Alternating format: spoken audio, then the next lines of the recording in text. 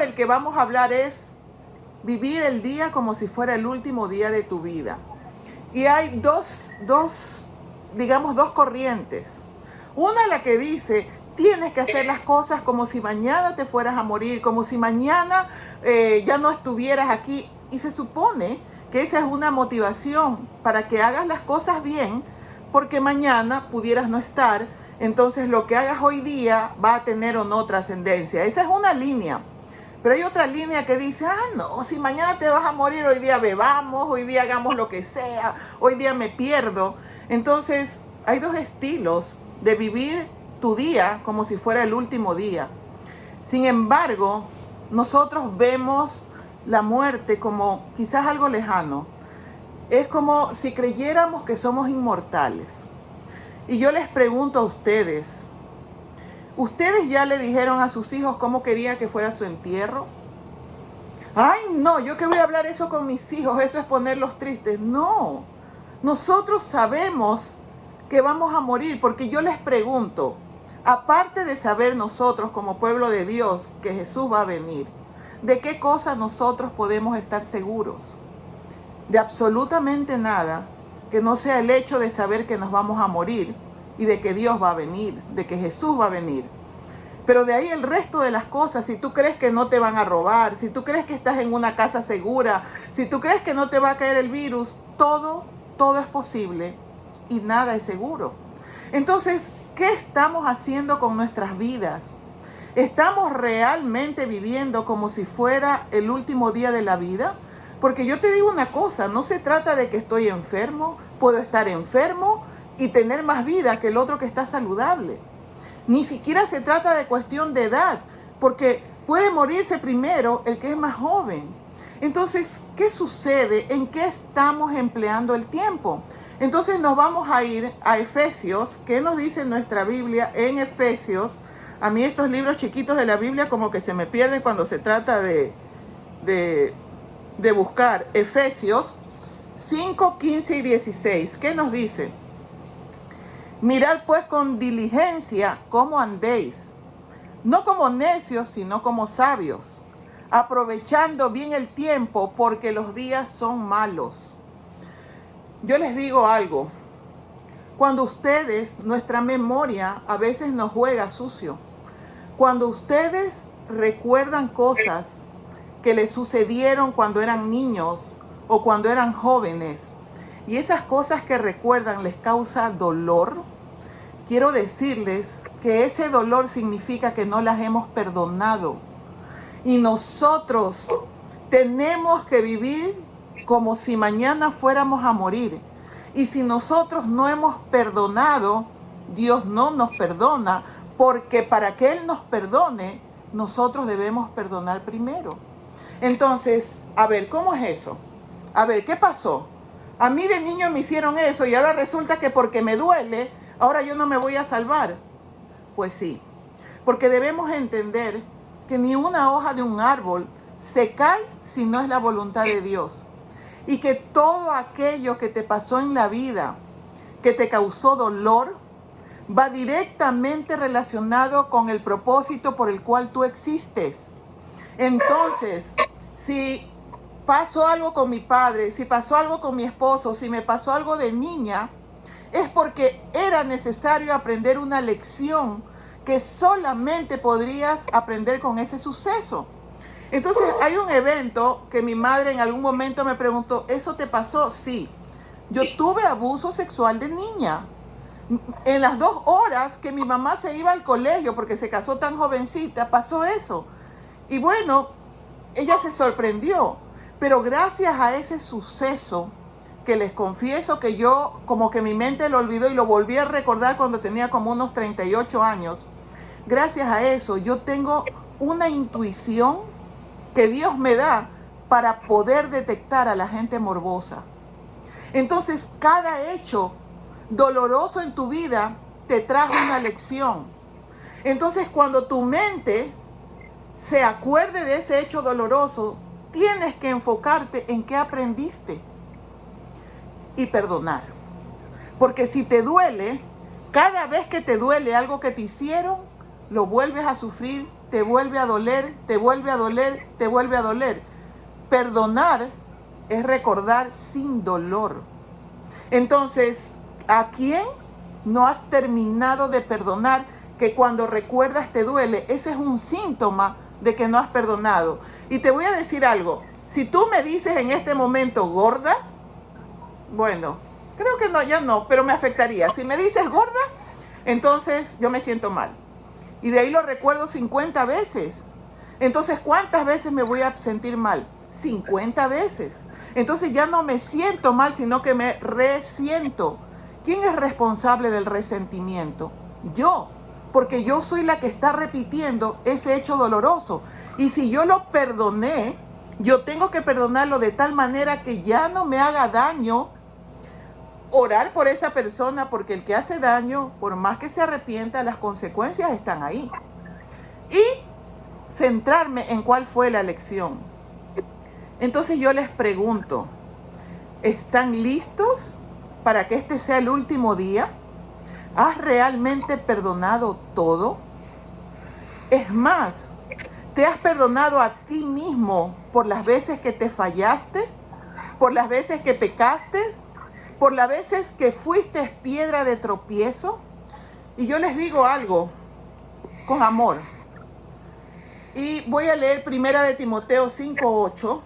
Primera de Timoteo 5:8, que se me pierde el Timoteo. Primera de Timoteo 5:8, que nos dice, y es algo que a mí me impresiona mucho, porque si alguno no provee para los suyos, y mayormente para los de su casa, ha negado la fe y es peor que un incrédulo.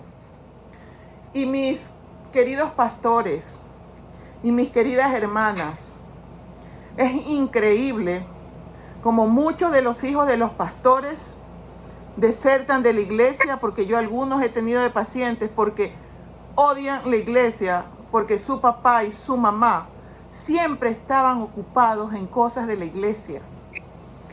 No estoy criticando.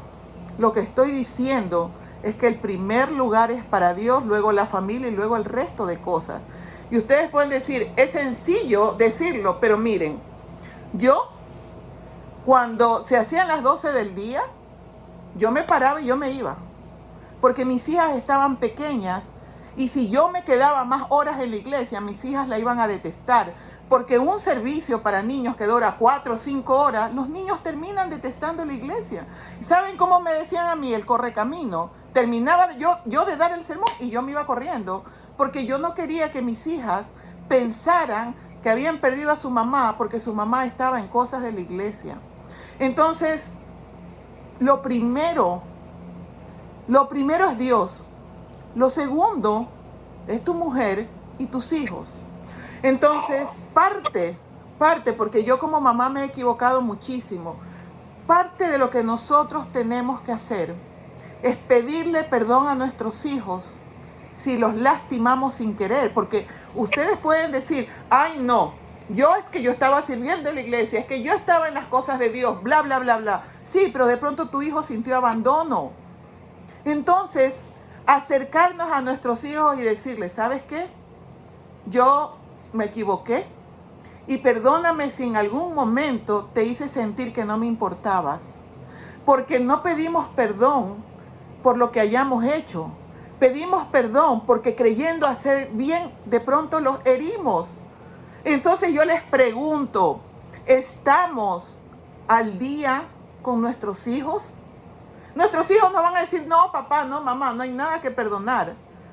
Pero ustedes sabrán si en algún momento se sintieron lastimados. Hijos, si en algo te lastimó tu papá, díselo y perdónalo. Porque se trata de nuestra vida eterna juntos. Se trata de permanecer en el cielo juntos. Y si esas pequeñas cosas y si esos rasgos no los hemos sanado, pues estaremos entre los que dice Jesús. Cuando le dijeron, Señor, si en tu nombre sacamos demonios, ¿y qué nos dirá Él? Idos de aquí, hacedores de maldad. Los adventistas somos mucho lo que hacemos, pero realmente lo importante es quiénes somos, más que lo que hacemos. Somos sumamente legalistas, Nuestra presentación es: yo soy adventista, significa que yo guardo el sábado, que yo no como chancho, cangrejo ni concha, que yo no me maquillo, que yo no fumo, que yo no bebo, que yo no bailo. Y la gente sale espantada. Eso no es ser adventistas. Adventistas es las personas que esperan el advenimiento de Dios. Y cuando yo he dado, porque yo soy muy rigurosa, charlas de la vestimenta con respecto a la iglesia, yo siempre les digo, yo soy de la época en que la mujer se subía con mangas. Yo soy de la época en que la señora tenía, bueno, por ahí había una que no les voy a decir el nombre, que andaba con unos vestidos tan apretaditos que yo era chiquita y yo decía, pero ella camina como paloma porque tiene el vestido tan apretado. O sea, es terrible. Terrible una mujer en la plataforma que se levanta de orar y se le ve todo. Entonces yo di esa charla, pero esa charla es para los miembros de la iglesia, no para las visitas.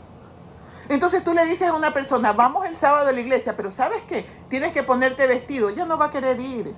Llévala en pantalón, con sus aretotes, con su maquillaje, y cuando ella vaya, va a decir, oye, pero aquí todos están con vestido. Y solita se va a poner vestido. Entonces, nosotros creemos que porque guardamos los mandamientos, que porque hacemos obra misionera, que porque recibimos el sábado, que porque estamos en la iglesia, nos vamos a salvar. Nos vamos a salvar si nosotros hemos perdonado. Si nos hemos perdonado, entonces podremos salvarnos. ¿Y saben por qué hablo de eso? Porque es, en primer lugar, el don no es natural en el ser humano. El perdón no es un don natural en el ser humano. Es un don que hay que pedirle a Dios. Y nosotros nos dejamos llevar por las cosas urgentes y no las importantes. Urgente es que tengo que ir al trabajo. Importante es que mi hijo está triste. No importa que llegue un poco tarde, pero yo tengo que en ese momento abrazarlo y besarlo.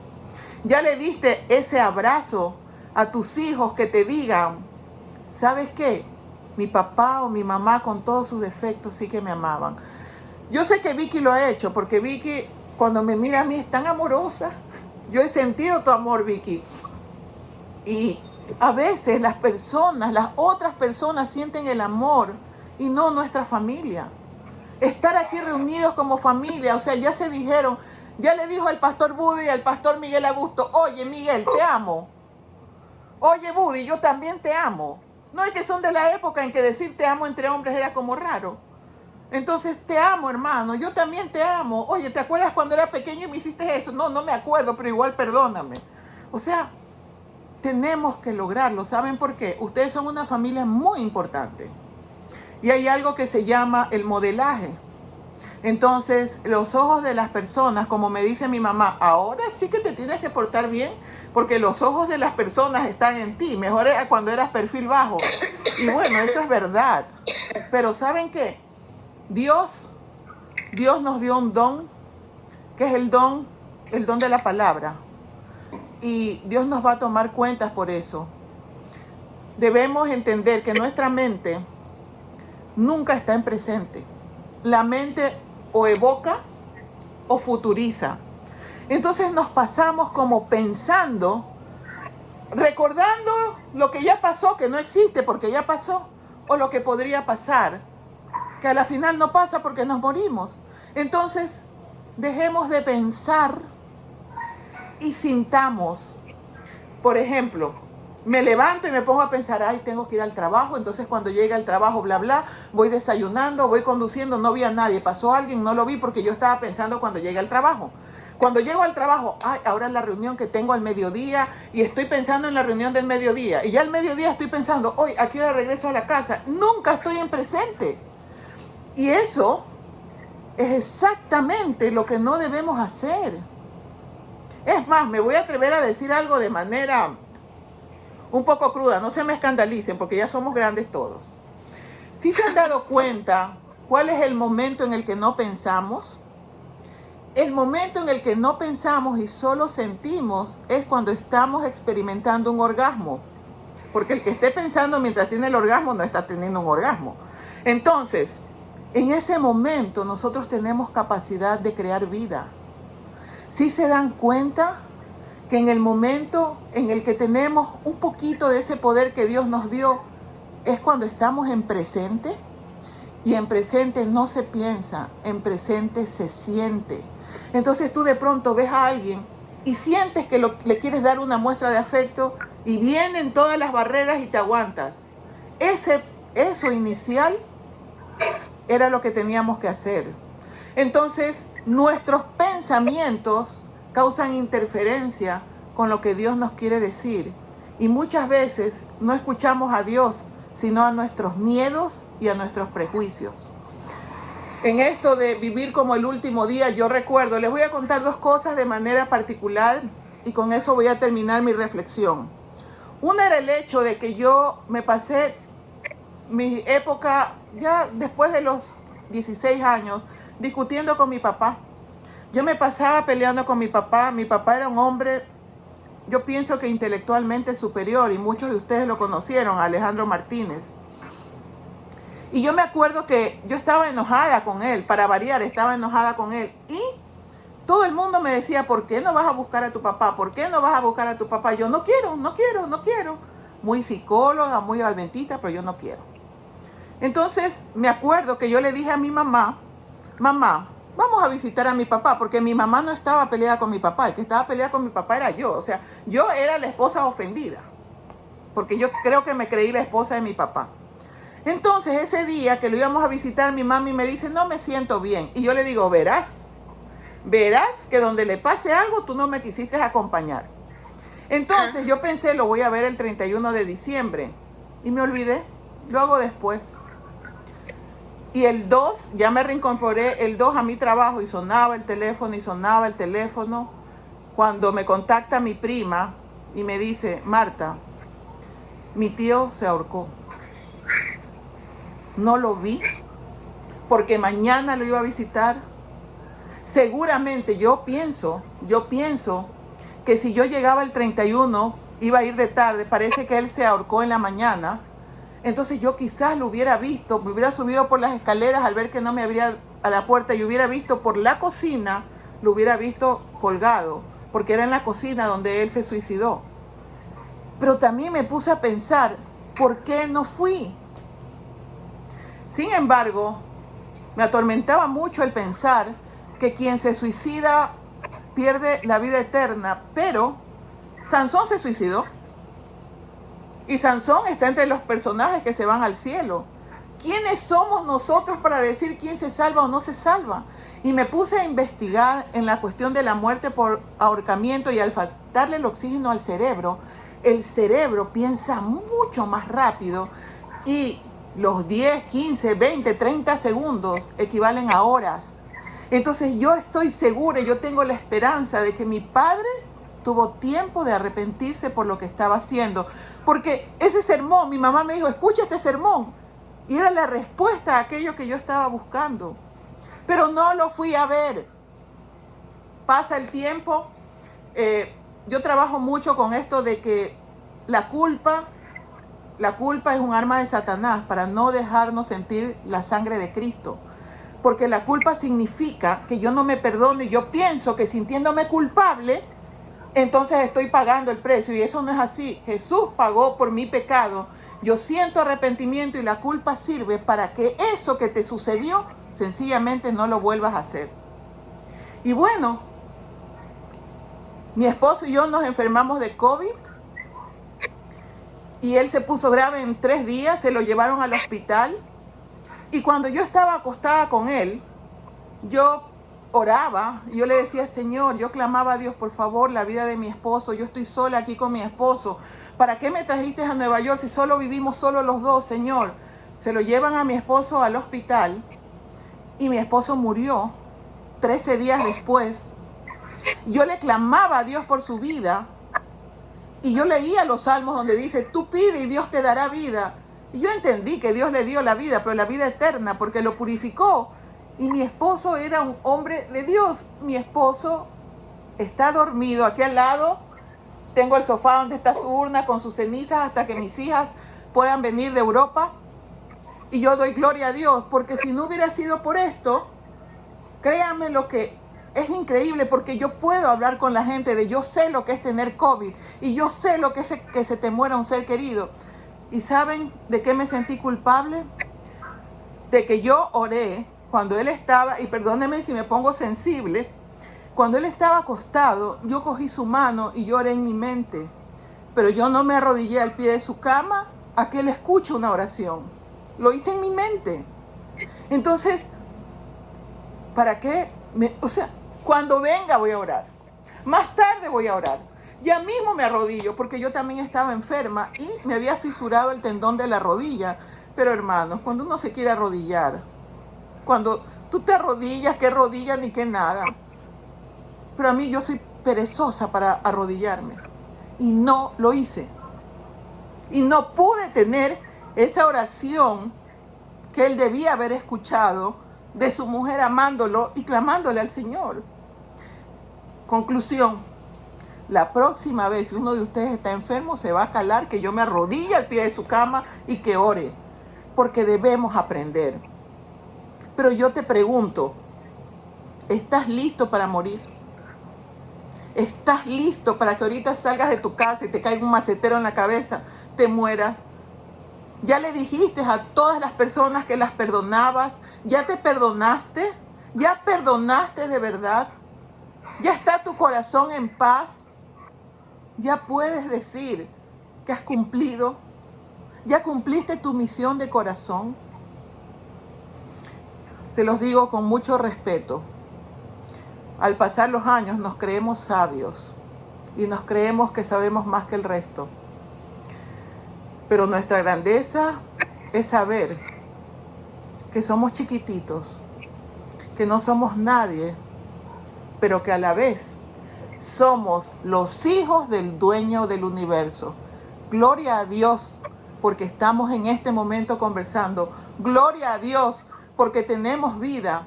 Y gloria a Dios porque tenemos la luz de la verdad. Gracias, mis queridos hermanos.